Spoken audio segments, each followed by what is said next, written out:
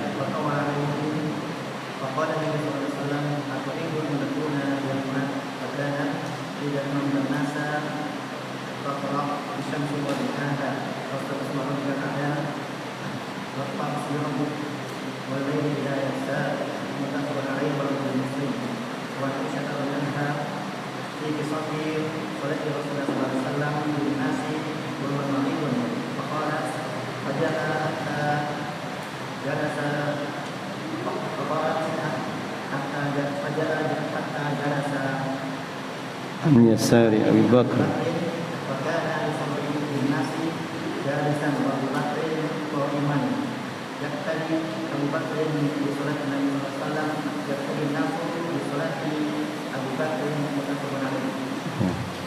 Ahsan, barakallahu fikum. Bismillahirrahmanirrahim. Qala al-muallif al-Imam Ibnu Hajar al-Asqalani rahimahu ta'ala menyebutkan hadis setelahnya, itu hadis bab mura'atu halil mu'minina fis shalah. Mura'atu itu menjaga halil mu'minina, keadaan orang-orang yang beriman, fis sholati, di dalam salatnya. Artinya di antara tugas dari seorang imam, wajib bagi dia untuk memperhatikan atau menjaga keadaan makmum di dalam salat berjamaah. Hadis yang ke-389 di sini. Wa an Abi Hurairah radhiyallahu anna Nabiy sallallahu alaihi wasallam qala, dari Abu Hurairah bahwasanya Nabi sallallahu alaihi wasallam telah bersabda, idza amma ahadukumun nas falyukhaffif fa inna fihim as-saghira wal kabira wad dha'ifa wal hajati fa idza shalla wahdahu falyusalli kaifa syaa. Muttafaqun alaih. Dari Abu Hurairah radhiyallahu an bahwasanya Nabi sallallahu alaihi wasallam telah bersabda, jika salah seorang di antara kalian mengimami manusia, mengimami kaum muslimin, falyukhaffif, maka hendaknya dia meringankan salatnya.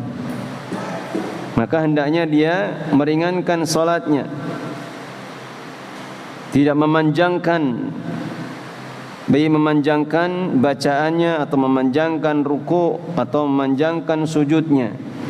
Kata Nabi sallallahu alaihi wasallam, falyukhaffif, maka hendaknya dia ringankan salatnya.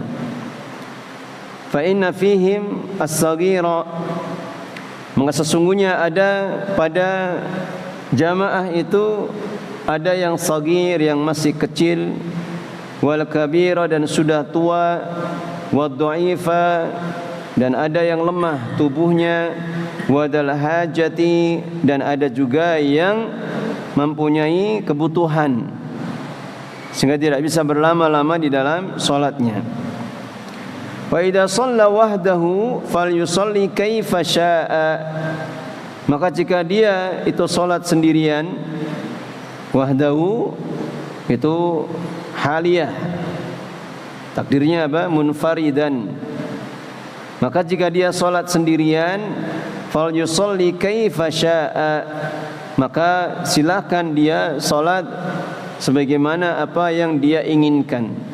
Hadis diriwayatkan oleh Al-Imam Al-Bukhari dan Imam Muslim. Baik. Maka ucapan Nabi sallallahu alaihi wasallam, falyukhaffif, maka ringankanlah salatnya. Maka yang dimaksudkan dengan batasan ringan ini adalah ringan menurut siapa? Sudah berlalu penjelasannya di pekan yang lalu. Maka falyukhaffif, ringankan menurut siapa? Rasul sallallahu alaihi wasallam. Artinya batasan meringankan itu adalah apa yang biasa dilakukan oleh Nabi sallallahu alaihi wasallam. Bahkan disebutkan di dalam salah satu ucapan sahabat Anas bin Malik radhiyallahu anhu.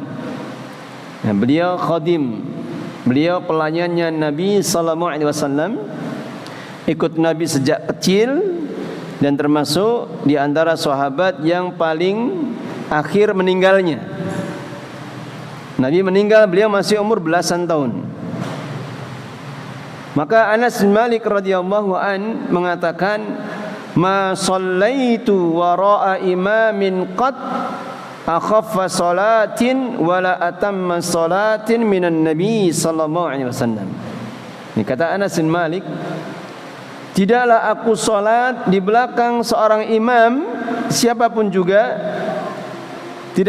tidaklah aku salat di belakang imam yang lebih ringan dan lebih sempurna solatnya dibandingkan Nabi sallallahu alaihi wasallam. Maka batasan dari takhfif atau meringankan solat itu adalah menurut kebiasaan dari Nabi sallallahu alaihi wasallam. Bukan batasan ringannya itu sesuai dengan keinginan makmum. Makmumnya pengennya kul saja, pengennya cepat. Bukan seperti ini. Tapi ketika salat maghrib, beliau membaca seringnya surah dari Wadduha ke bawah atau yang semisalnya. Kalau salat isya, maka beliau membaca Ad-Duha ke atas. Kalau salat duhur itu ternyata lebih panjang lagi.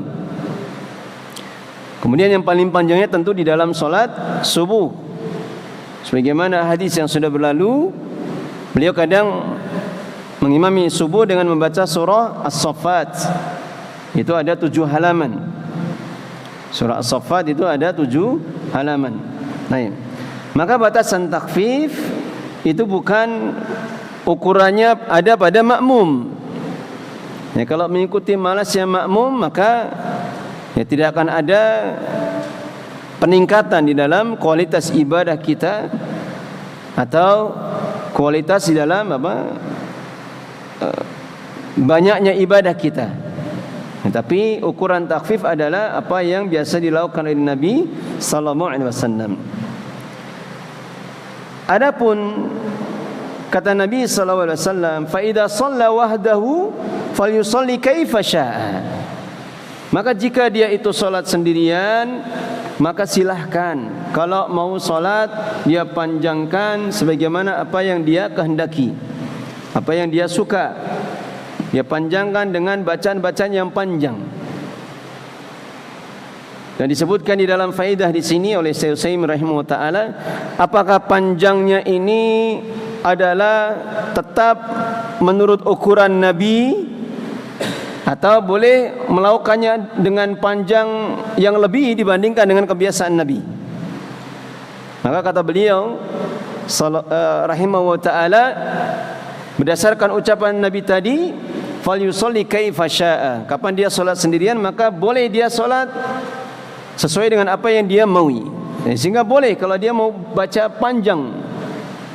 Ya, sebagaimana kebiasaan sebagian para ulama kita, ada yang pernah menghabiskan Al-Quran dalam satu malam. Subhanallah. Itu dihabiskan di dalam solat, bukan dibaca sambil duduk. Dihabiskan di dalam solat. Ada yang menghabiskan dalam 3 malam. Itu pernah dihabiskan di dalam solat. Nah, ini tentunya hal-hal yang di luar kemampuan kita kebanyakan. Maka cukuplah seseorang itu melakukan ibadah-ibadah dengan istiqamah. Meskipun itu ibadah-ibadah yang ringan, akan tapi dia berusaha untuk istimrar, istiqamah, maka itu lebih utama dibandingkan dengan ibadah-ibadah yang tidak istiqamah. Meskipun kadang seseorang bersemangat untuk melakukan dengan ibadah-ibadah yang banyak. Baik. Kemudian setelahnya bab imamatus shaghir al-mumayyiz. Bab tentang hukum imamnya anak kecil yang sudah usia tamyiz. Maka disebutkan dari Amr bin Salamah, dari sahabat Amr bin Salamah radhiyallahu an, beliau berkata, qala abi, maka berkata bapakku. Kalau bapaknya berarti siapa? Salamah. Kalau Amr bin Salamah berarti bapaknya Salamah. Qala abi, berkata bapakku, ji'tukum min indin Nabi sallallahu alaihi wasallam haqqa. Kata bapaknya, aku telah datang kepada kalian dari sisi Nabi sallallahu alaihi wasallam dengan membawa kebenaran. Karena memang sebagaimana disebutkan penjelasannya, bahwa ketika Islam sudah tersebar di sekian banyak qabilah di sekitar kota Madinah Al-Munawwarah, maka di masa-masa setelah Fathu Mekah atau masa-masa sebelumnya setelah perjanjian Hudaybiyah, banyak qabilah-qabilah yang datang ke kota Madinah menyatakan keislamannya. Kemudian mereka tinggal di Madinah beberapa hari agar bisa mendapatkan pengajaran dari Nabi sallallahu alaihi wasallam. Ketika mereka sudah kembali kepada kaumnya, maka mereka mengajarkan apa yang diajarkan oleh Nabi kepada kaumnya. Dan termasuk di sini Amr bin Salamah dan bapaknya. Kemudian faqala, maka Nabi sallallahu alaihi wasallam bersabda, idza hadaratis salatu falyu'adzin ahadukum. Jika waktu salat itu sudah masuk, sudah hadir, maka hendaknya salah seorang di antara kalian mengumandangkan azan. Sudah berlalu pembahasan di dalam bab azan wal iqamah. Apa hukum azan? Hukum azan sudah berlalu. Hukumnya apa? Fardu kifayah. Azan itu hukumnya apa? Fardu kifayah. Artinya untuk sahnya sholat jamaah, maka adzan itu hukumnya fardu kifayah. Apa makna fardu kifayah? Idza qama saqata an ghairihi. Jika sudah menegakkan sebagian, maka sebagian yang lainnya itu gugur kewajibannya. Jadi misal kalau kita sudah mendengar adzan di masjid lain, maka misalkan muadzinnya udzur tidak bisa, akhirnya sampai lama tidak ada yang adzan, maka tidak mengharuskan harus diadzani dulu, cukup dengan iqamah secara langsung ketika imamnya sudah datang dan meminta untuk menegakkan iqamah. Baik. Kemudian kata Nabi sallallahu alaihi wasallam, wal ya ummakum aktsarukum qur'ana, dan hendaknya mengimami kalian adalah orang yang paling banyak Al-Qur'annya. Banyak Al-Qur'annya berarti banyak hafalannya. Maka hendaknya yang mengimami kalian itu adalah yang paling banyak hafalan Al-Qur'annya. Yang nanti akan dijelaskan insyaallah berkaitan dengan hadis yang datang setelahnya, mana yang lebih utamakan, yang paling banyak hafalannya atau yang paling mujawwid, paling sesuai dengan kaidah tajwid. Bukan sekedar bacaannya indah, lagunya bagus, bukan.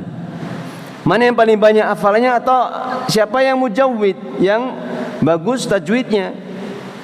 Kemudian mana juga yang lebih utama dibandingkan dengan orang yang lebih berilmu dari sisi fikih salat. Baik. Qal, maka kemudian Amr bin Salamah ini berkata, waktu itu masih kecil. Fanadaru, maka mereka itu mencari-cari.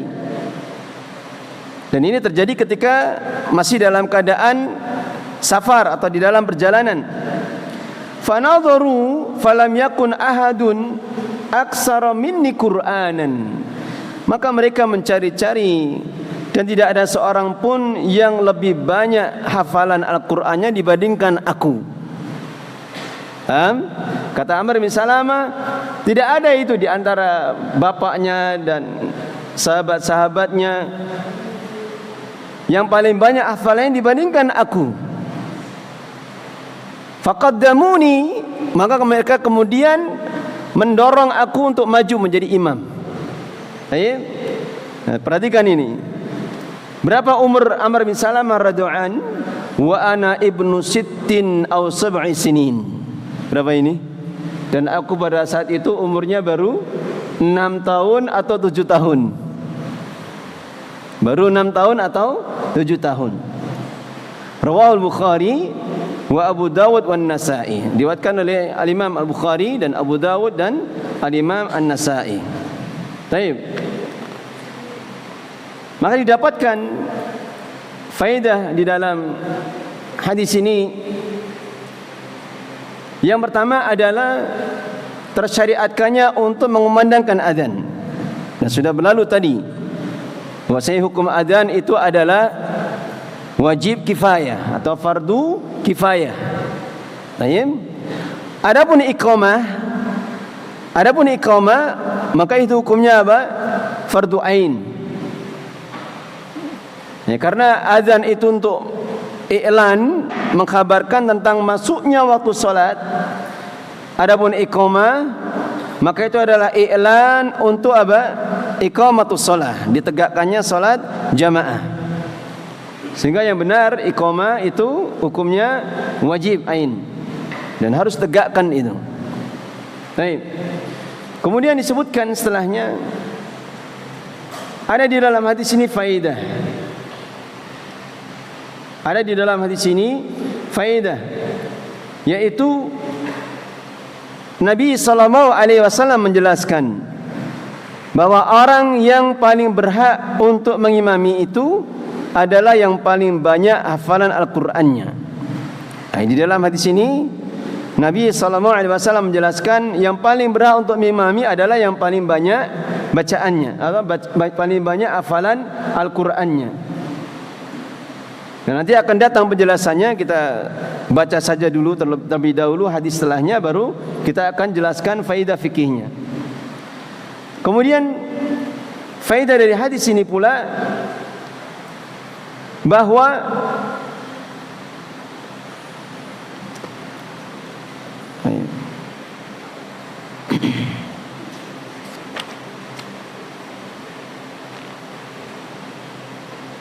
saya bacakan hadisnya sekalian saja.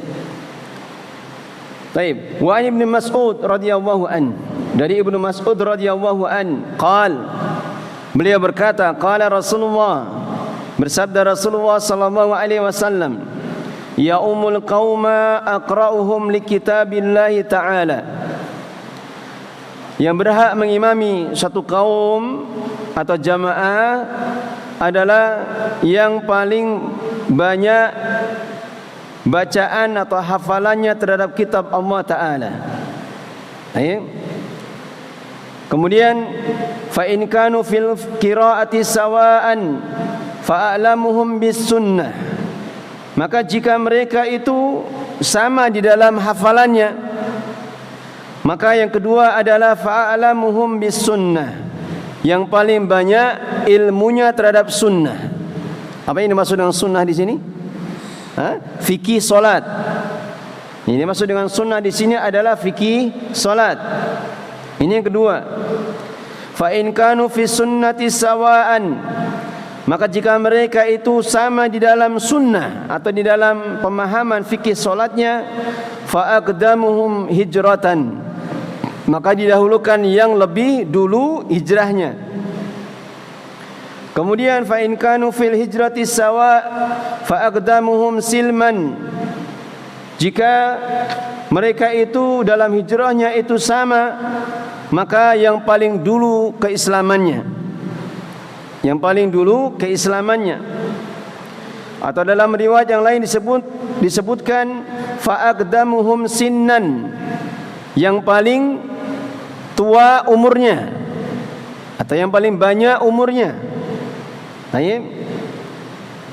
Wala ya'umanna ar-rajulu ar-rajula fi sultanihi, dan tidaklah boleh seseorang itu mengimami orang lain di dalam kekuasaannya. Artinya di dalam kekuasaannya itu, misalkan imam rawatib tidak boleh didahului oleh yang lainnya.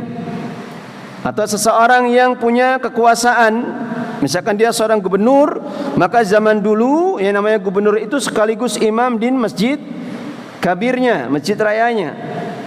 Wala yaq'udu fi baitihi ala takrimatihi illa biidnih, dan tidak boleh duduk di rumahnya ala takrimatihi, untuk memuliakannya. Artinya seseorang itu mengimami di rumah seseorang illa biidnihi, kecuali dengan izinnya.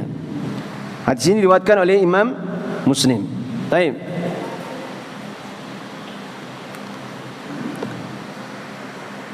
Maka dijelaskan di dalam hadis ini beberapa faedah. Yang pertama, al-ahaqqu bil imamah, siapa yang paling berhak untuk menjadi imam. Maka di dalam masalah ini para ulama berbeda pendapat. Dalam masalah ini para ulama berbeda pendapat. Sebagian para ulama berpendapat bahwa yang lebih diutamakan adalah yang lebih memahami fikih solat, yang lebih banyak ilmunya. Dan ini adalah pendapat Atha wa Tsauri, Imam Malik, Al-Auza'i wa Syafi'i. Kenapa demikian? Kata mereka, karena orang yang paling berhak itu adalah orang yang mengetahui apa yang ada di dalam salat, dari syarat-syaratnya, rukun-rukunnya, kewajiban-kewajibannya, sunnah-sunnahnya, pembatal-pembatalnya, atau hal-hal yang makruh di dalam salat. Demikian juga ahkam salatul jamaah. Dan mereka berdalilkan dengan keadaan Rasulullah sallallahu alaihi wasallam lebih mendahulukan Abu Bakar dibandingkan siapa? Dibandingkan Ubay bin Ka'ab. Dibandingkan Ubay bin Ka'ab. Dan nanti akan ada penjelasan tentang hujah sebagian para ulama dengan pendapat ini. Kemudian yang kedua, sebagian para ulama berpendapat Yang lebih diutamakan adalah yang lebih banyak dan lebih bagus bacaannya. Dan ini adalah pendapat Muhammad bin Sirin, Imam Ahmad, wa Ishaq, wa Ashabur Ra'yi, Ibnul Mundir. Dan disebutkan di dalam salah satu ucapan Imam Ahmad, maka siapa yang paling banyak hafalannya itu didahulukan ketika dia dengan syarat memahami tentang fikih solat. Artinya bukan sekedar dia banyak hafalannya, akan tapi dia tidak faham tentang fikih solat. Meskipun ada orang lain yang lebih afqah, lebih faham tentang fikih solat, tapi ketika dia lebih banyak hafalannya, dia mengetahui fikih solat, maka dia yang didahulukan. Demikianlah pendapat ini adalah juga pendapat dari banyak para sahabat. Sebutkan hujah mereka adalah apa yang disebutkan di dalam hadis. Di antaranya hadis Abdullah bin Mas'ud di dalam bab ini. Kemudian juga hadis tadi yang sebelumnya. Hadis siapa? Amr bin Salamah. Kemudian juga disebutkan di dalam hadis yang lain dari sahabat Abu Sa'id Al-Khudri. Kata Nabi sallallahu alaihi wasallam, "Idza kanu salasah falyaummahum ahaduhum wa ahquhum bil imama aqra'uhum." Dan jika mereka itu jumlahnya ada 3, maka hendaknya salah satu dari mereka itu mengimami. Hadis ini berkaitan dengan keadaan ketika safar. Wa ahquhum bil imama aqra'uhum. Dan orang yang paling berhak untuk menjadi imam itu adalah orang yang paling faham tentang bacaan Al-Quran, baik yang paling banyaknya maupun yang paling bagus bacaannya. Dia lebih faham tentang tajwidnya. Baik. Disebutkan di dalam penjelasan Syekh Utsaimin bahwasanya dulu para sahabat, tidaklah di kalangan para sahabat itu ada di antara mereka yang banyak hafalannya, maka sekaligus mereka yang paling banyak ilmu fikihnya. Paham?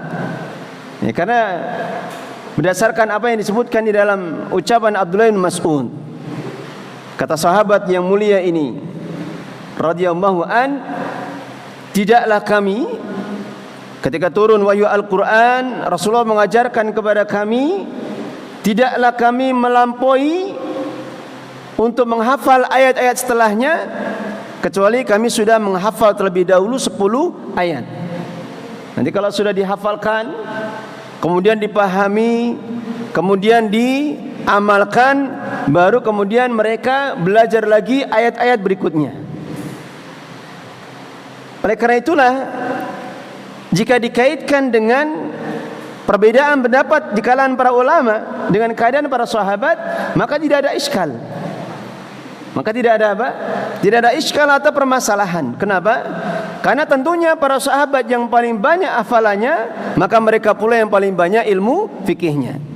Yang berbeda dengan keadaan sekarang ini, bisa jadi ada beberapa anak-anak muda yang semangat mereka di dalam menghafal Al-Quran, akan tapi bisa jadi belum memahami tentang sebagian dari fikih solat. Nah, dan kebanyakan para ulama mereka merojihkan siapa yang lebih berhak untuk menjadi imam adalah pendapat yang kedua. Itu pendapat yang mengatakan apa? Bahwasanya orang yang paling berhak menjadi imam adalah orang yang paling banyak hafalannya. Dan tentunya paling banyak hafalannya ini dikaitkan dengan keadaan yang lain. Seperti ucapan Imam Ahmad tadi, dia adalah orang yang faham tentang fikih solat meskipun tidak menguasai seluruhnya. Atau dia adalah orang yang membacanya itu benar, membacanya benar. Ya, kalau dulu di zaman para sahabat, mereka orang-orang Arab, mereka berbicara dengan bahasa Arab dan bahasa fushah, bahasa yang masih asli, yang belum tercampur dengan apa dialek-dialek yang lain, bahasa-bahasa yang lain. Sehingga para sahabat itu orang-orang yang paling fasihnya. Ya, sehingga tidak ada iskal di dalam masalah ini. Tapi yang paling banyak hafalan di sini tentunya yang faham tentang fikih salat, kemudian yang benar bacaannya. Ya, karena kalau banyak hafalannya ternyata bacanya masih banyak salah, maka tentunya tidak masuk di dalam keutamaan menjadi orang yang berhak untuk menjadi imam. Baik. Maka kebanyakan para ulama merojihkan pendapat yang kedua. Adapun ucapan sebagian para ulama yang mengatakan bahwa lebih didahulukan orang yang lebih faham tentang fikih berdasarkan dalil keadaan Abu Bakar itu ditunjuk oleh Rasulullah dibandingkan Ubay bin Ka'ab, maka dijelaskan oleh para ulama.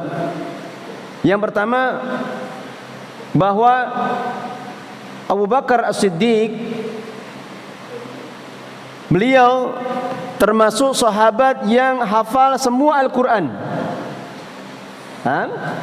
Artinya beliau hafal Al-Quran sebagaimana Ubay bin Ka'ab juga hafal Al-Quran semuanya. Dan sebagian para sahabat ada yang tidak hafal semuanya, seperti dijelaskan oleh para ulama, termasuk Umar bin Khattab, beliau tidak hafal semuanya. Baik. Maka Abu Bakar juga punya keutamaan dibandingkan Ubay bin Ka'ab, apalagi dari sisi fikih. Tentunya Abu Bakar lebih berilmu, bahkan beliau adalah sahabat yang paling berilmu di antara para sahabat yang lain. Kemudian yang kedua, bahwa penunjukan Nabi itu adalah isyarah ilal apa? Isyarat untuk apa? Untuk khilafah. Artinya ketika beliau menunjuk Abu Bakar itu isyarat untuk para sahabat-sahabat semuanya yang lain, bahwa sepeninggalku maka Abu Bakar yang aku ridhai untuk menjadi khilafah, menjadi khalifah. Baik.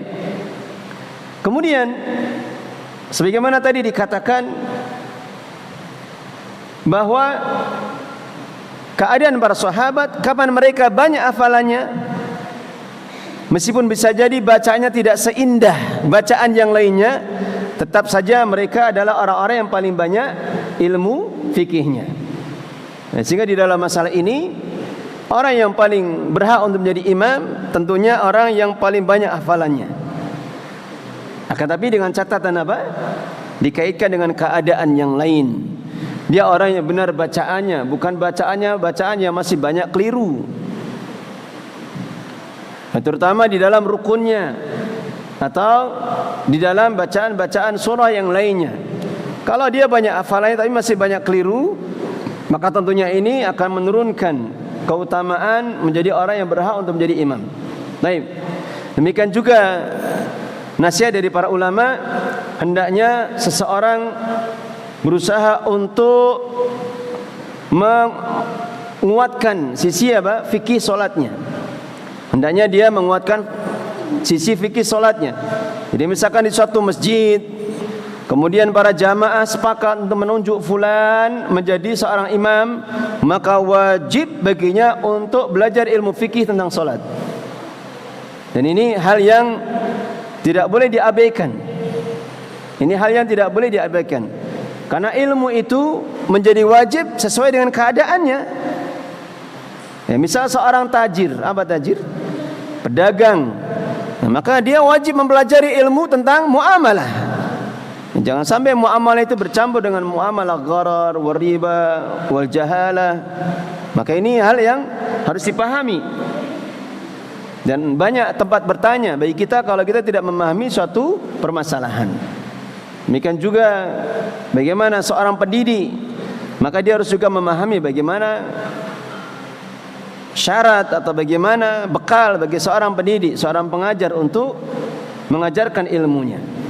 Sebagaimana dijelaskan oleh banyak para ulama tentang adab-adab di dalam menuntut ilmu, adab-adab di dalam mengajarkan ilmu. Baik. Kemudian hal yang perlu kita tekankan di sini, ini keluar dari sisi fikihnya, artinya tidak berkaitan secara langsung, adalah pentingnya bagi seorang imam untuk mentadaburi bacaan-bacaan yang dibaca ketika sholat. Dan ini hal yang penting sekali. Seorang imam harus apa? Harus berusaha dia untuk mentadaburi bacaan-bacaan sholatnya. Karena keadaan seperti ini itu akan memberikan asar pengaruh yang kuat itu, baik pada diri imamnya sendiri maupun keadaan makmumnya. Sehingga kadang terasa bagi para makmum kapan dia solat di belakang imam yang faham bacaan, faham makna dan kandungannya, dia mentadaburi bacaannya, dibandingkan dengan imam yang dia tidak memahami atau tidak mentadaburi bacaannya. Maka ini hal yang penting sekali diperhatikan. Maka makmum bisa merasakan asar pengaruh ketika seorang imam itu lebih paham terhadap bacaannya. Demikian juga nasihat untuk kita adalah pentingnya bagaimana kita menjaga tadabbur atau khusyuk di dalam solat kita di semua keadaan. Di semua keadaan. Ya, kalau di dalam pembahasan ini maka kita mau jadi imam atau seorang makmum, maka dia diharuskan untuk mentadaburi atau memahami bacaan Al-Fatihah dan surah-surah yang setelahnya. Maka sebagaimana halnya keadaan ketika seorang itu ketika ruku, ketika i'tidal, ketika dia sujud, duduk di antara dua sujud, maka hendaknya dia juga berusaha untuk memperhatikan bacaan yang dia baca. Ya, karena di antara hal yang kita rasakan sangat berat adalah ketika seseorang itu diharuskan untuk mentadaburi bacaannya. Maka betapa mudahnya lisan kita ini mengucapkan, membaca bacaan-bacaan di dalam salat, akan tapi hatinya tidak hadir, fikirannya tidak memperhatikan. Maka ini hal yang membutuhkan mujahadah yang besar. Ya, karena namanya syaitan itu tidak akan pernah ridho melihat seorang hamba itu dia bisa khusyuk di dalam salatnya. Ini hal yang mereka tidak ridho. Ini bahaya yang besar kalau seorang hamba itu dia bisa mewujudkan khusyuknya di dalam salatnya. Oleh karena itulah di dalam masalah ini kita membutuhkan mujahadah kesungguhan. Kapan kita membiasakan diri bermujahadah, bersungguh-sungguh. Meskipun kadang ya namanya kita salat kan pikirannya bisa kemana-mana. Kalau kita ingat, maka kita segera apa? Segera kembali lagi, perhatikan bacaannya. Nanti kapan lagi kita buyar lagi, pikirannya kemana-mana, sehingga pembaca begitu cepatnya selesai. Maka kita tarik lagi untuk kembali kepada bacaannya. Maka terus seperti ini. Dan ini akan memberikan faedah sehingga seseorang itu bisa terbiasa untuk berusaha memperhatikan bacaannya. Siapapun akan diuji di dalam urusan solatnya ini. Siapapun akan diuji di dalam usahanya untuk mewujudkan khusyuan di dalam solatnya. Oleh karena itulah di antara nasihat-nasihat para ulama, ada sebagian di antara mereka yang menulis kitab-kitab yang khusus, misal tentang asrarus shalah, rahasia-rahasia salat dan sebagainya. Maka seperti ini hal yang hendaknya kita perhatikan. Sebagaimana nasihat para ulama, maka semua keadaan di dalam salat itu ada kandungannya. Ada kandungannya. Baik ketika mulai takbiratul ihram, yang membaca istiftah, maka istiftah adalah doa. Demikian juga membaca surah Al-Fatihah, di dalamnya ada doa lagi. Kemudian ketika dia ruku, maka mengharuskan seorang untuk menghadirkan apa? Keadaan hati yang bagaimana? Khudu tawadu. Dia tundukkan dirinya di hadapan Allah Subhanahu wa taala. Dia tundukkan dirinya terhadap keagungan Allah Subhanahu wa taala. Oleh karena itulah ketika kita ruku, maka kita disunahkan atau diwajibkan untuk membaca apa? Subhana rabbiyal azim. Maha suci Rabbku yang maha agung. Maka kita hadirkan itu sifat khudu, sikap khudu di dalam hati kita. Demikian juga ketika sujud. Nabi SAW pernah menyebutkan di dalam hadisnya, keadaan yang paling dicintai oleh Allah adalah ketika keadaan kita apa? Sujud di dalam solat. Maka di dalam keadaan sujud hendaknya kita hadirkan sifat apa? Atau sikap apa? At-tadallul. Apa tadallul? Menghinakan diri di hadapan Allah Subhanahu wa taala. Oleh karena itulah ketika kita sujud, kita diwajibkan membaca apa? Subhana rabbiyal a'la. Maha suci Rabbku yang maha tinggi. Kita hadirkan itu tadannun. Kita perhatikan bacaan itu, kita hadirkan di dalam hati terus. Maka sungguh keburukan yang besar ketika seorang itu sujud di hadapan hambanya, tapi dia tidak menghadirkan hati untuk tadallul di hadapan Allah Subhanahu wa taala. Oleh karena itulah ketika kita duduk, apa yang diwajibkan kita baca? Rabbighfirli, Rabbighfirli. Apa maknanya? Ya Rabbku, ampunilah aku. Maka kata para ulama, kapan seorang itu lupa di dalam mengusahakan sifat atau sikap tadallulnya, maka ketika duduk dia beristighfar kepada Allah. Karena itu suatu keburukan, aib. Apa kalau istilahnya seseorang yang tidak punya adab yang baik kepada Allah, ketika sujud kok malah tidak memperhatikan keadaan hatinya. Maka kita baca Rabbighfirli, Rabbighfirli. Baru kemudian kalau kita sujud kedua kali, maka kita sudah ingat untuk berusaha menghadirkan hati. Nah, repotnya memang kalau kita ini banyak urusannya. Nah, seperti antum sebagian jadi pedagang, apa lagi? Bisnis. Ya, apa lagi? Urusan apa? Teknik dan sebagainya. Ya, mungkin kalau bagi para ikhwah yang kesibukannya mengajar, tidak keluar, tidak jauh dari Al-Qur'an, dari ilmu, mungkin lebih membantu. Ini ujian lebih berat dibandingkan keadaan yang lainnya. Nah, maka ini hal yang harus diperhatikan. Apalagi ketika sholat sedang mikir masalah, mikir hutang misalkan, mikir cicilan, tambah pusing lagi. Sholat tidak khusyuk, bukannya waktunya untuk apa? Mengadu kepada Allah Subhanahu wa taala. Baik. Kemudian setelahnya tentang imamatul gulami alladzi lam yahtalim. Faedah setelahnya tentang hukum imamahnya gulam. Gulam itu anak kecil. Hukum tentang imamnya gulam atau anak kecil yang belum ihtilam. Ihtilam maknanya apa? Belum balik, dia belum mimpi basah atau keluar dari salah satu tanda-tanda baliknya. Tanda balik ada di antaranya apa saja? Ihtilam. Kalau dia belum ihtilam, ya mungkin karena hormonnya berbeda, maka tandanya sudah munculnya apa? Bulu kemaluan. Kemudian sudah berubahnya suara. Maka satu saja sudah muncul ini, itu dikatakan para ulama dia sudah balik. Baik. Maka di dalam masalah ini para ulama berbeda pendapat. Sebagian ada yang mengatakan boleh secara mutlak, baik di solat wajib maupun di solat sunnah.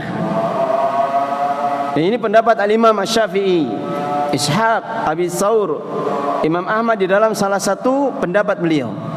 Kemudian yang kedua, makruh hukumnya baik di solat wajib maupun solat sunnah.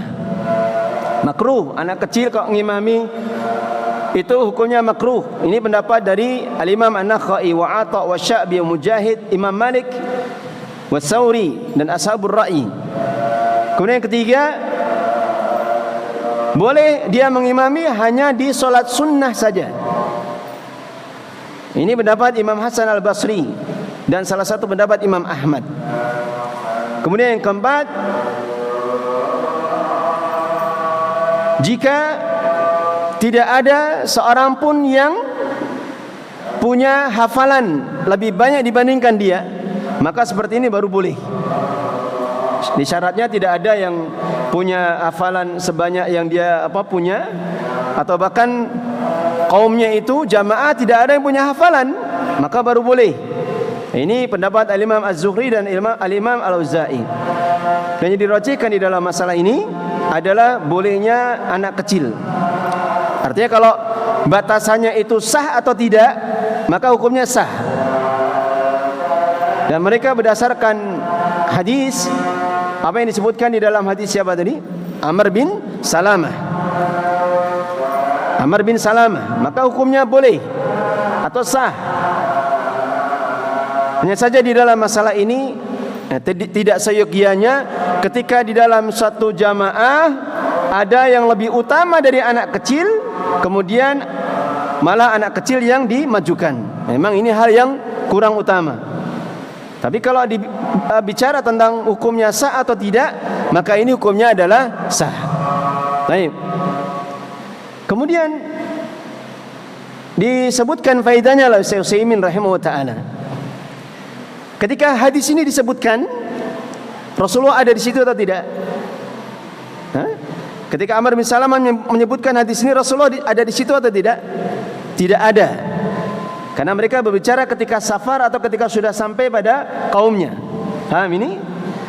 Maka bagaimana hukum dari apa yang diucapkan atau dilakukan oleh sebagian para sahabat dalam keadaan Rasulullah tidak tahu? Apakah itu juga bisa ditetapkan sebagai hukum? Maka jawabannya apa? Bisa ditetapkan sebagai hukum atau tidak? Bisa. Apa hujahnya? Hujahnya apa? Ini kan bisa jadi kabilahnya jauh dari Madinah itu. Rasulullah tidak tahu atau Rasulullah tidak ada pada saat itu. Kemudian hadis ini diriwayatkan. Ini ada faedah dari sisi ilmu hadis ya. Jadi Amr bin Salamah itu mendengar hadis ketika masih kecil. Umur berapa tadi? 6 tahun atau 7 tahun. Tapi beliau meriwayatkan atau mengajarkan hadis ini ketika sudah baliknya atau sudah dewasa. Beliau ajarkan kepada tabi'in itu ketika sudah baliknya. Jadi boleh kalau untuk tabligh menyampaikan hadis maka harus sudah balik. Tapi kalau pelaku hadis maka tidak mengharuskan sudah balik. Seperti Aisyah radhiyallahu anha, beliau banyak meriwayatkan hadis sesuatu yang beliau lihat atau beliau dengar ketika beliau masih belum balighah. Dan beliau sampaikan, ajarkan kepada para sahabat yang lain ketika sudah balik, atau diajarkan kepada sebagian para tabi'in. Maka hujahnya apa? Kalau dibolehkan itu ketika Rasulullah tidak tahu, tidak ada di situ, tapi ini bisa dijadikan sebagai hujah. Apa hujahnya? Karena pada saat itu masih apa? Masih di masa apa? Turunnya wahyu. Masih berada di dalam turunnya wahyu. Dan ketika masih di masa turunnya wahyu, kapan ada kesalahan satu pun dilakukan oleh para sahabat, maka tidak akan dibiarkan oleh Allah Subhanahu wa taala. Pasti Allah akan menurunkan wahyunya, baik Al-Qur'an atau hadis-hadis, sampaikan kepada Rasul kita sallallahu alaihi wasallam melalui malaikat Jibril untuk menjelaskan. Kenapa? Kalau ini tidak dilakukan, maka akan tersebar apa? Kebatilan pada zaman sahabat. Dan agama Islam itu terjaga dari keadaan seperti ini. Agama Islam itu terjaga dari keadaan seperti ini. Faham ini? Sehingga apa yang Rasulullah SAW tidak lakukan atau Rasulullah tidak ucapkan, maka bukan berarti itu sesuatu yang tidak boleh dilakukan.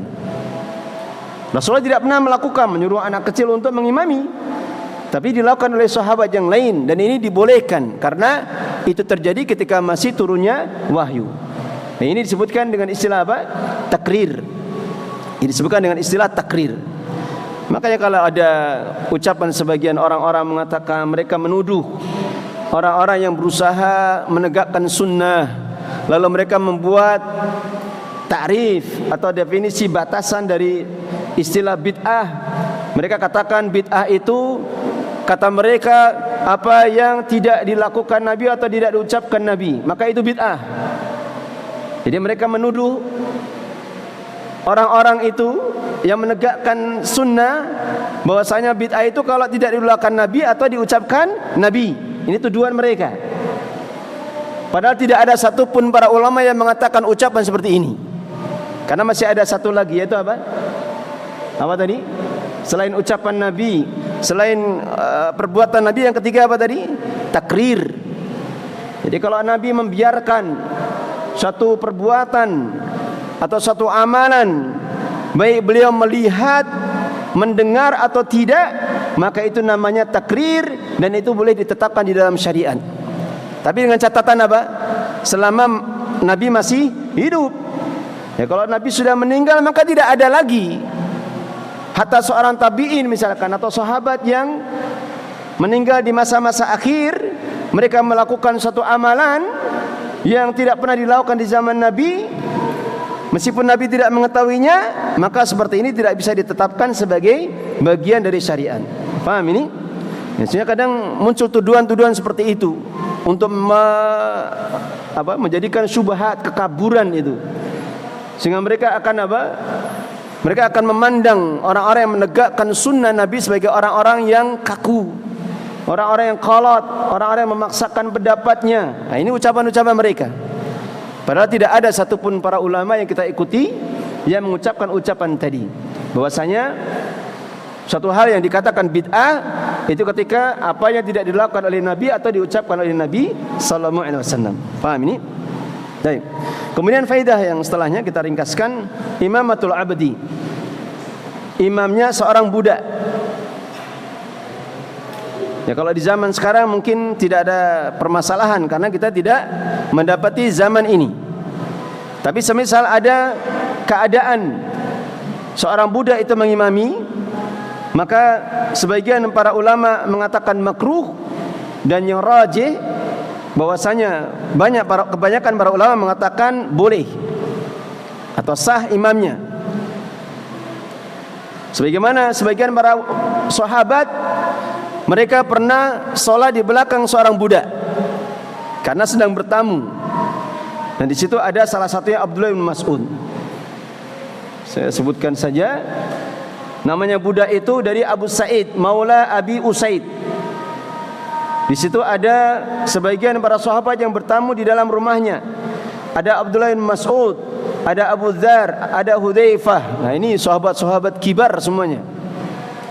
Maka ketika datang waktu sholat, maka Abu Sa'id ini minta kepada salah satu sahabat untuk mengimami. Kata Nabi, lihat bagaimana fakihnya mereka. Maka Ibnu Mas'ud pada saat itu mengatakan, tidak, engkau yang lebih berhak dibandingkan kami. Jadi budak ini akhirnya mengimami sholatnya, ya, karena berada di dalam rumahnya. Meskipun kalau tuan rumahnya memaksa, oh enggak, saya minta sebagai penghormatan dan rasa terima kasih saya karena sudah berkunjung ke rumah saya minta Anda yang mengimami, maka seperti ini dibolehkan kalau sudah diizinkan. Baik. Kemudian hukum setelahnya berkaitan dengan hak dari imam rawatib dan ahlul bait atau orang yang punya rumah. Berkaitan dengan hak atau imam rawatib atau ahlul bait, orang yang punya rumah ketika dilakukan sholat jamaah di dalamnya. Maka disebutkan oleh para ulama bahwa seorang imam rawatib, maka dia adalah orang yang paling berhak untuk mengimami. Meskipun di belakangnya itu ada para ulama-ulama kibar, para masyayikh atau ustadz-ustadz yang mereka hafalannya lebih banyak, bacaannya lebih bagus, maka tidak boleh dia itu maju untuk mengimami kecuali dengan izin imam rawatibnya. Kecuali dengan izin apa? Imam rawatibnya. Sehingga kalau orang yang faqih, maka tidak akan apa? Tidak akan mengganjal di dalam hati, ini imamnya agak songong ini. Lalu ada ustadz-ustadz besar kok tidak dipersilahkan. Ya itu haknya dia. Haknya dia. Ya, tidak boleh kita seperti itu. Meskipun kadang ada apa? Perasaan seperti itu. Tidak boleh kita.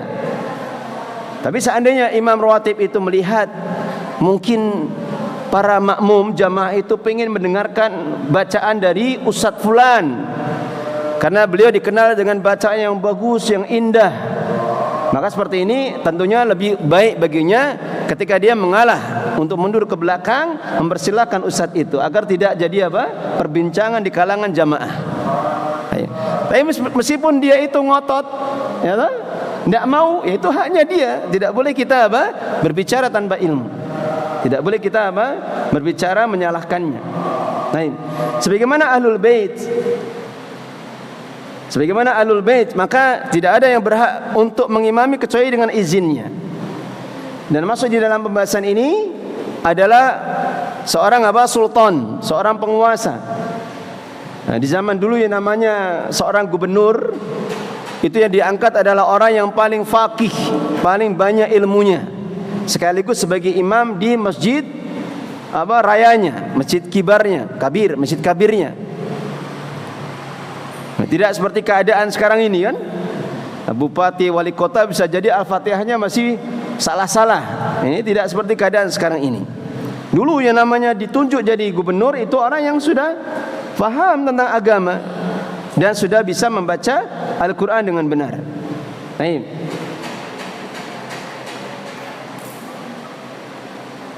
Kemudian faedah setelahnya yang terakhir,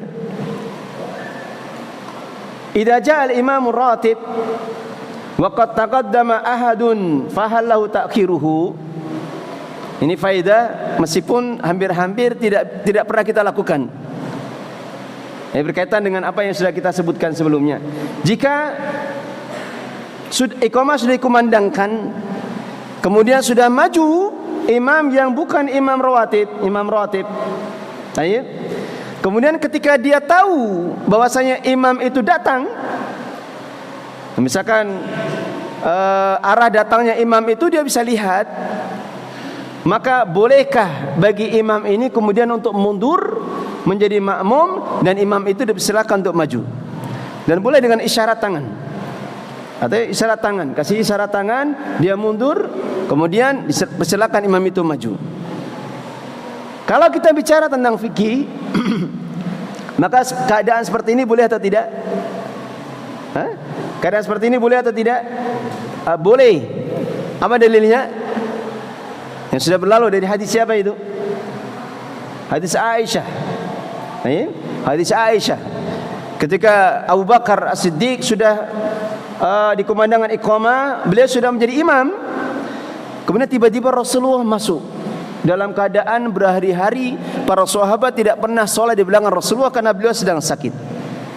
Maka pada saat itu Abu Bakar tidak mundur, tapi Rasulullah sholat dengan duduk di samping mana? Kirinya.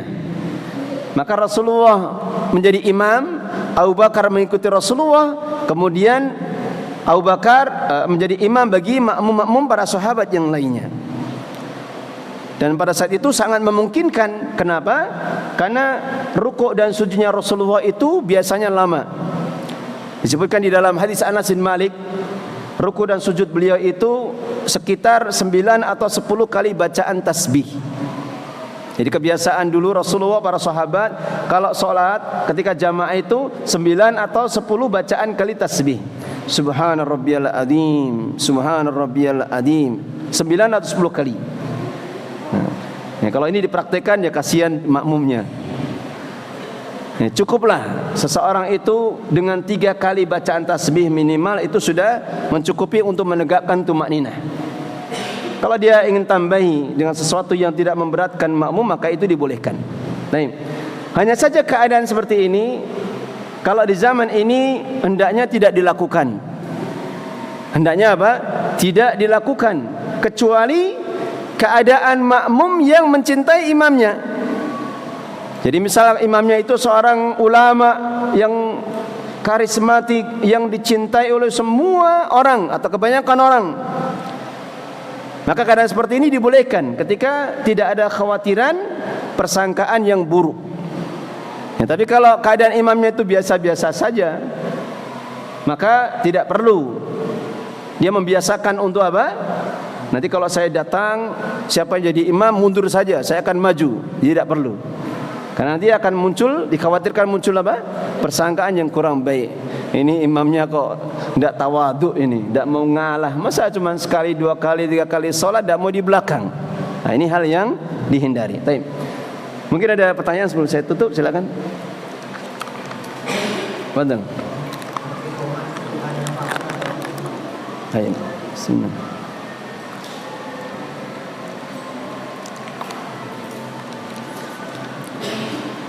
Untuk iqamah, apakah itu haknya muadzin atau haknya imam? Maka jawabannya adalah haknya siapa? Haknya imam. Dan kalau azan, maka muadzin yang menentukan. Karena tentunya imam sedang di rumah. kapan sudah masuk waktu sholat.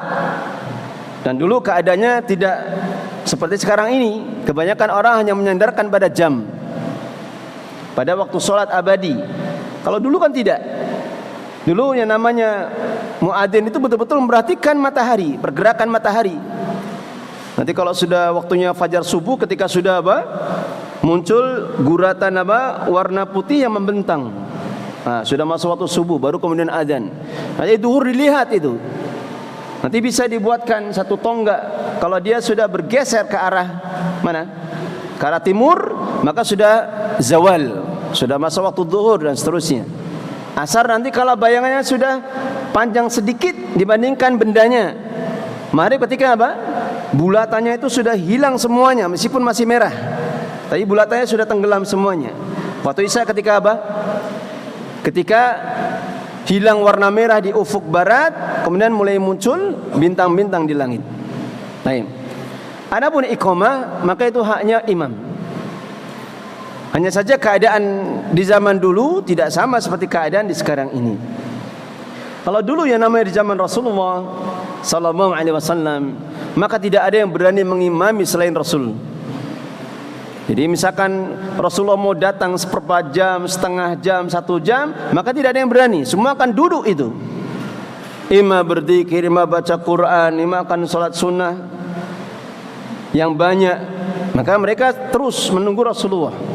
Bahkan disebutkan di dalam satu riwayat, beliau pernah sholat isya itu datang mungkin sekitar jam 10 atau jam 11, mendekati nisful lail, mendekati pertengahan malam. Dalam keadaan para sahabat yang sudah berlalu hadisnya kan, mereka sampai-sampai ngantuk, tertidur, bahkan sebagian ngorok. Rasulullah datang baru dikumandangkan iqamah. Tapi kalau sekarang keadaan seperti itu tidak bisa ditegakkan semuanya. Cukuplah misalkan dibuat kesepakatan, nanti sekira subuh misalkan di sini agak lama. Dan sekali lagi saya nasihatkan, kalau subuh jangan membiasakan terlambat. Ini imam sudah datang, saya hitung dari mulai adzan itu sekitar 20 menit atau 25 menit itu. Yang di masjid masih ada 1, 2, 3. Nah ini saya nasihatkan untuk bersemangat dan berusaha untuk mengagungkan sholat di dalam hati kita. Baik. Maka bisa dibuat kesepakatan. Misal kalau duhur, kalau saya sudah beri waktu toleransi 10 menit dari adzan, nanti kalau misalkan sudah lewat 5 menit saya tidak datang, maka silakan yang lain maju. Atau misalkan bisa dengan kemudahan teknologi media, dia bisa kabari, nanti tolong diimami biar tidak nunggu terlalu lama, dan seterusnya. Nah, maka hal ini hal yang harus diperhatikan. Jadi secara asal iqamah itu haknya imam. Meskipun masih pada solat sunnah, maka kalau imam sudah meminta untuk tegakkan iqamah, maka harus tegakkan iqamah. Hanya saja kadang memang perlu dilihat, seandainya perlu untuk ditunggu sebentar, maka itu hal yang dibolehkan juga. Baik.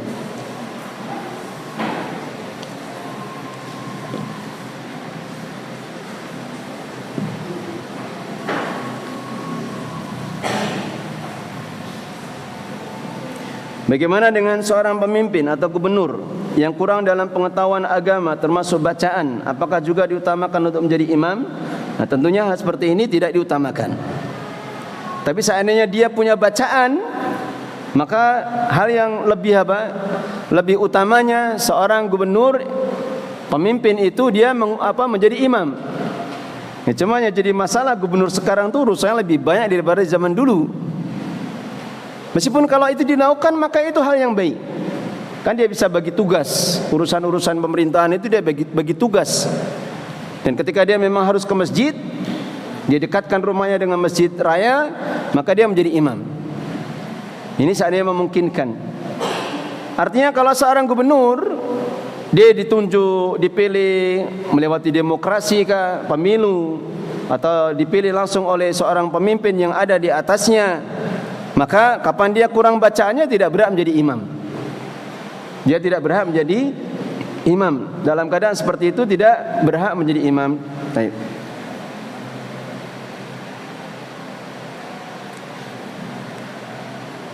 apakah dapat disamakan keadaan gubernur atau pemimpin yang dulu dengan keadaan sekarang? Yang jadi permasalahan itu, kalau di masa Nabi maka tidak ada yang menjadi imam kecuali beliau.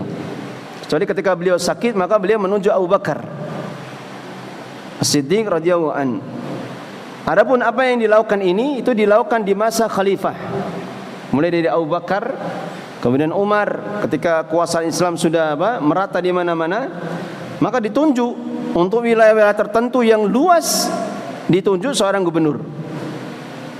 Yang sekarang kalau digambarkan keadaan sekarang itu sudah bukan provinsi lagi, tapi negara. Sudah negara Yaman, negara Bahrain, negara Kuwait, negara kalau Mekah Madinah ada gubernurnya tapi itu bukan negara. Atau negara Mesir. Kalau dulu itu wilayah-wilayah Islam semuanya. Bukan negara tapi wilayah provinsi atau distrik namanya. Maka itu baru dilakukan di masa khalifah. Sehingga kalau memang hendak ditegakkan bahwasanya seorang pemimpin itu di suatu wilayah itu dia adalah orang yang berhak untuk jadi imam, maka tentunya ini hal yang baik. Tapi hanya saja sekarang keadaannya sudah berbeda. Keadaannya sudah berbeda sehingga hal seperti itu bukan suatu yang wajib untuk ditegakkan. Baik. Ada yang lain? Sebelum saya tutup.